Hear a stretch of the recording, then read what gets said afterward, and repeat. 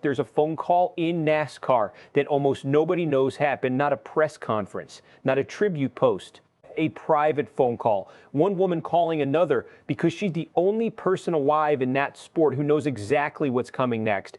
Heather Gibbs picked up the phone for Samantha Busch. And what she said in that conversation is the part of the story nobody's talking about.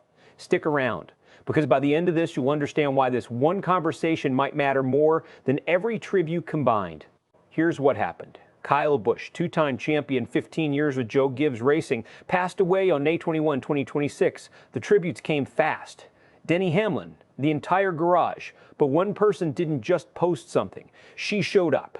Heather Gibbs sat down with Samantha Busch face-to-face and said the things nobody else could say. We know this because Heather talked about it herself on the Business Motorsports podcast from Dirty Mo Media. And what she revealed changes how you look at this entire story. Here's why. Rewind to November 2022. Heather Gibbs is celebrating the best night of her family's life. Her son Ty Gibbs just won the Xfinity Series championship. Pure joy. Champagne, everything a racing family dreams about. The next morning, her husband Coy Gibbs was gone in his sleep. No warning. Think about that whiplash for a second. From the highest high in your sport to the worst morning of your life, in less than 24 hours. That's not a story Heather Gibbs read about. That's a story she lived. Slow down, let this land, which is exactly why when Kyle Busch died, she wasn't just another name at a memorial. She was one of the only people on earth who could sit across from Samantha Busch and say, I know, I actually know. Now here's where it gets heavier, because Samantha Busch isn't just grieving a husband. She's got two kids watching her every move. And what Heather Gibbs told her next is where this story turns from tragic to genuinely important. Let's talk about something NASCAR doesn't like to admit. This sport is built on control. Control the car, control the strategy, control every variable you possibly can. But grief doesn't care about your setup sheet. There is no playbook for a widow raising two kids while the whole sport keeps racing on Sunday like nothing happened. And that's the real story here. What Heather Gibbs did wasn't a courtesy visit. It was her stepping into a gap the sport itself doesn't fill. No official program, no handbook. Just one grieving person showing up for another because she'd survived the exact same impact. But here's a question we're sitting with.